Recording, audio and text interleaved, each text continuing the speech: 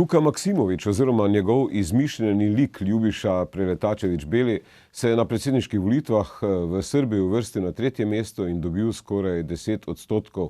Vzbudil pa je seveda veliko pozornost srbske javnosti, pa tudi tujih medijev.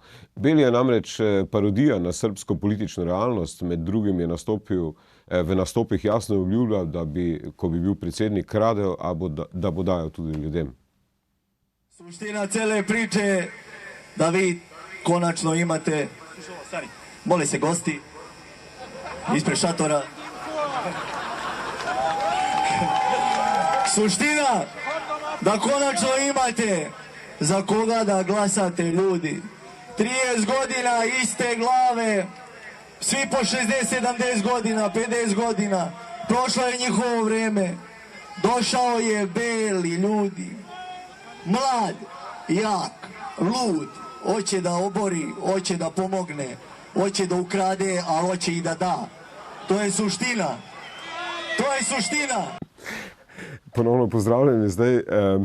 Aljuš, ti si ravno prišel z Beograda, ne? V bistvu to je eden redkih politikov, ki je priznal, da bo kradel, da bo najprej zagotovo sebi bogatstvo, potem podal tudi ljudem, ne?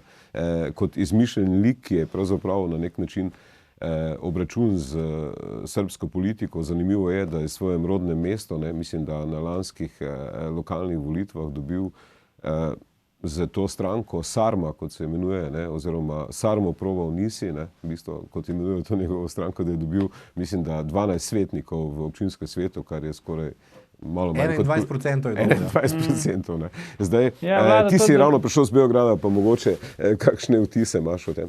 Ja, Vlado, to drži, ne. Jaz sem zdaj spremljal v Beogradu ta vikend finiš pač njihovih predsedniških volitev kot gost ene izmed političnih strank srbskih in moram reči, da je za mene stvar dokaj jasna. Srbija je dežela pač resničnostnih šovov, ne.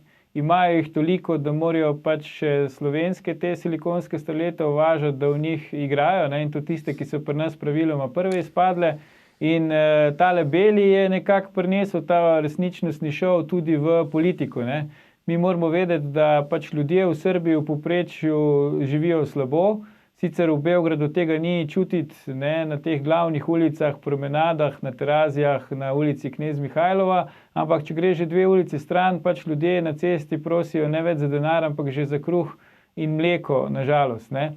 In rabijo nek ventil. Po drugi strani je pa tudi Srbija država, ki praktično vso svojo zgodovino potrebuje močnega voditelja, potrebuje vožda, ne. In gospod Aleksandar Vučić, ki je premočno zmagal v prvem krogu teh predsedniških volitev, je točno to. On je neka fascinantna mešanica, po eni strani pač vodje najbolj zloglasnih nogometnih navijačev, huliganov, in po drugi strani strašno inteligenten človek, ki je praktično med študijom dobival same desetke, ne. In fascinantno je na nek način, kako lahko en dan obišče gospo Angelo Merkel in je vodja Srbije na evropski poti, ne. Naslednji dan pa gospoda Putina in je branik Srbijo pred kremplji, ki jih po njih steguje NATO, ne.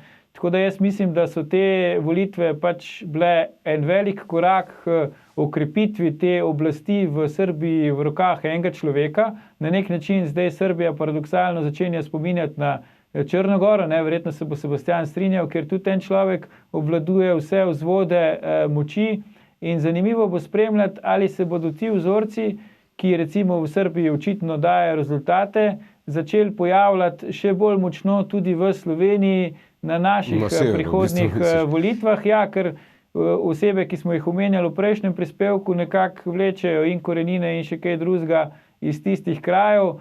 Tako da jaz mislim, da te volitve niso bile pomembne samo za Srbijo, ampak da so jih tudi v Sloveniji številni spremljali zelo odblizu, zelo podrobno in da lahko pričakujemo tudi pri nas kaj podobnega na naslednjih volitvah.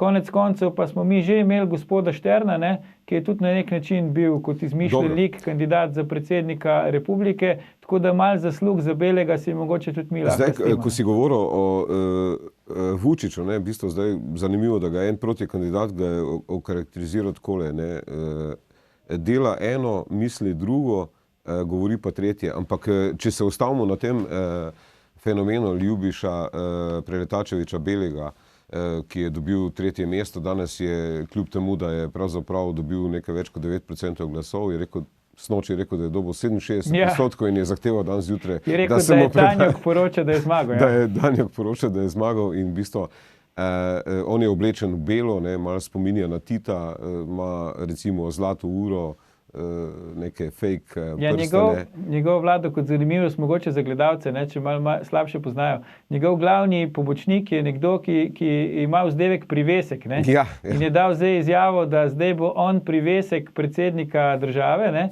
potem, ko ga bo predsednik države postavil za predsednika vlade, ki ima večjo moč, to operativno, bo pa potem predsednik države njegov privesek, priveščič. Tako da se res delajo norca iz teh stvari. Ampak zdaj, Sebastian, mogoče vendarle pa resni analitiki tudi v Srbiji pravijo, da je to v bistvu nek fenomen, nek val, ki je plusno tudi v Srbijo, kjer pač dobivajo recimo 5 zvezdic v Italiji, potem razna v bistvu neka gibanja, ki so mogoče nastale iz čiste kritike sistema oziroma antipolitike, v bistvu, oziroma iz protesta proti politiki. In zdaj sicer nekateri pravijo, da je bil on zmenjen z Vučićem, ampak vendarle jaz vsaj to, kar sem videl, je v bistvu to čista parodija na srbsko realnost. Srbska posla. Ja. Najprej prva stvar, Srbi imajo seveda izjemen smisel za humor in to velja tudi za politiko. Ni prvič, da se na tak način nekako hecajo. Poleg tega so te volitve bile specifične potem, da je bilo od napovedi kandidature gospoda Vučića jasno, da bo zmagal, in to, da bo zmagal v prvem krogu, in temeljna značilnost ni bilo enega samega resnega protikandidata. Glavni problem Srbije je ta, da je opozicija popolnoma razbita, demokrati po Tadićevem porazu niso sposobni sestaviti ene resne zgodbe in tako je lahko v tej gužvi dobu teh skoraj 10%. Mislim pa, da je zelo velika razlika med takim, dajmo reči, popolnoma praznim humorjem, kot ga je imel on v tej kampanji v Srbiji, in recimo gibanjem 5 zvezd v Italiji, ki ima pa jasno politično platformo in to je sesut politični prostor. Torej, gibanje 5 zvezdic ima jasen cilj uničiti vse, ker pravijo, da je celotna politika za nič in torej delajo z neko politično agendo in so celo oblast zasedli v nekaterih mestih. Ali pa piratska stranka, recimo isto. Ampak zdaj, če ostanemo pri njem, on pravi, samo zafrkavali smo se, on je 25-letni študent komunikologije, komik, politični aktivist, pravo ime je Luka Maksimovič, ki je ustvaril nekakšen alter ego, kot pravi Ljubišo Preletačeviča Belega. Gre za parodijo najhujšega možnega balkanskega politika, neotesanega, osladnega, goljofa, ki bi za osebno korist storil marsikaj tudi menja stranke. Kot pravi Sebastian, oprosti Vlado, lahko je kandidiral. Jaz si ne predstavljam, da bi v Sloveniji lahko nekdo kot namišljeni lik recimo kandidiral na predsedniških volitvah. Saj pisati bi se moral tako na glasovnici, kot se piše recimo v osebnem dokumentu. Kot vidimo pač v Srbiji niti to ni treba. Se pravi, tam lahko kandidiraš tudi kot mati Tereza, in imaš velike šanse, da se približaš 10%. No, imaš lahko katerikoli slogan celo zraven. Točno, in stranka, ki je sploh ni.